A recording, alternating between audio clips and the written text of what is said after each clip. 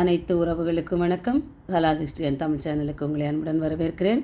இன்றைய தமிழ் இலக்கண பகுதியில் சொற்பொருள் பின்வரும் நிலையணி, அதோட விளக்கம். சொற்பொருள் பின்வரும் நிலையணினா, ஒரு செய்யுள்ள முன்னர் வந்த ஒரு சொல், ஒரே சொல் பல முறை அதுக்கு அடுத்தது பின்னாடி பல முறை வந்தும் வேறு வேறு பொருளை தருவது தான் சொற்பொருள் பின்வரும் நிலையணி.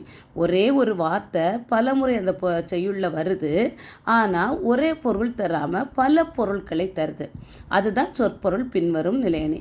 இதுக்கு எடுத்துக்காட்டாக எடுத்துக்கொண்ட திருக்குறள் எதுனா, துப்பார்க்கு துப்பாய, துப்பாக்கி துப்பார்க்கு, துப்பாய தூவும் மழை. அதுதான் நம்ம எடுத்துக்கொண்ட ஒரு திருக்குறள். அதோட விளக்கம் பாருங்கள்.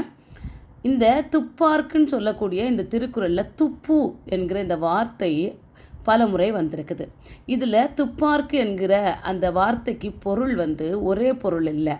ஃபஸ்ட்டு என்னது, உண்பவர், ஒரு உணவை உண்பவர். அடுத்த உள்ள துப்புக்கு உணவு. அடுத்தது என்ன வருதுன்னா உண்ணும் பொருள் என்று பல பொருட்களை இந்த துப்பு என்கிற இந்த ஒரே வார்த்தை நமக்கு தருது. இந்த திருக்குறள் என்னது, மழையை பற்றி, வான் சிறப்பு என்ற அதிகாரத்தில் திருவள்ளுவர் எழுதியிருக்கிற மழையின் சிறப்பை பற்றி சொல்லியிருக்கு. மழை என்னன்னா உண்பவருக்கு உணவுப் பொருளை தருவதோடு மட்டுமில்லாமல், விளைவிப்பதற்கு தருவதோடு மட்டுமில்லாமல் அதே தாகத்தை பசியை தீர்க்கக்கூடிய உணவாகவும் இருக்குது அப்படின்னு சொல்லிட்டு இந்த திருக்குறளோட பொருள் அமையுது. அந்த திருக்குறளில் ஆனால் வந்திருக்கிற வார்த்தை துப்பு என்கிற வார்த்தை வந்திருக்கு, பல முறை வந்திருக்கு.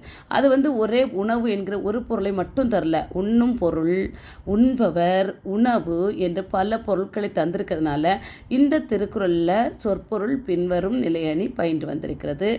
இதை தான் சொல்லியிருக்காங்க. இக்குறளில் துப்பு என்னும் சொல் பலமுறை வந்த போதும் உண்பவர், உணவு, உண்ணும் பொருள் என பல்வேறு பொருட்களில் வந்துள்ளது. எனவே இது சொற்பொருள் பின்வரும் நிலையணி. நன்றி.